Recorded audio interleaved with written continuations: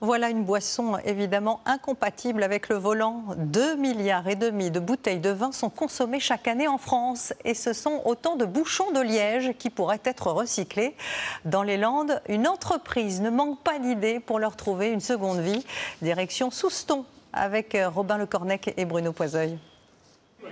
230 kilos de bouchons à trier en un après-midi. Chaque semaine près de Lille, ces bénévoles se réunissent avec un objectif, ne garder que le liège.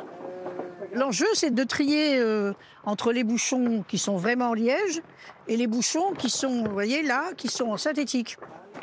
Collectés auprès des bars et restaurants de la région, ils sont ensuite vendus à un recycleur entre 5 et 600 € la tonne. Objectif, récolter des fonds pour lutter contre le cancer. Cela fait la fierté de Bernadette, plus connue ici sous le nom de Tati Bouchon. Depuis 20 ans, l'argent de ces bouchons va à la recherche.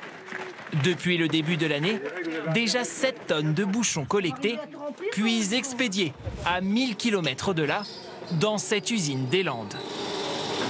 Nico, est-ce qu'on a reçu le dernier camion là, de l'association? On vient de les recevoir ce matin. Ok. Créée il y a près d'un siècle, elle est la seule du pays à traiter ces déchets qui ont en réalité de super propriétés. Ce matériau est juste magique. On l'utilise pour faire du design et pour faire du luxe. Nous l'utilisons aussi pour l'isolation dans les maisons. Nous l'utilisons dans l'industrie et nous l'utilisons aussi dans le nautique pour faire des ponts de bateaux. Avant de trouver une seconde vie, les bouchons passent d'abord par ces machines où ils sont broyés. Les bouchons sont chargés dans la trémique ici au-dessus.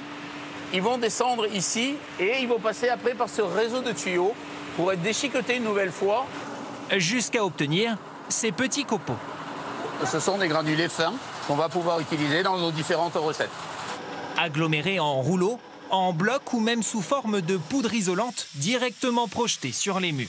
C'est la technique qu'utilise Xavier, installé à seulement quelques kilomètres de là pour ses vannes aménagées. C'est un des rares endroits visibles du véhicule. Donc on a le liège projeté. Du sol au plafond, le liège, c'est l'assurance d'une isolation performante et naturelle.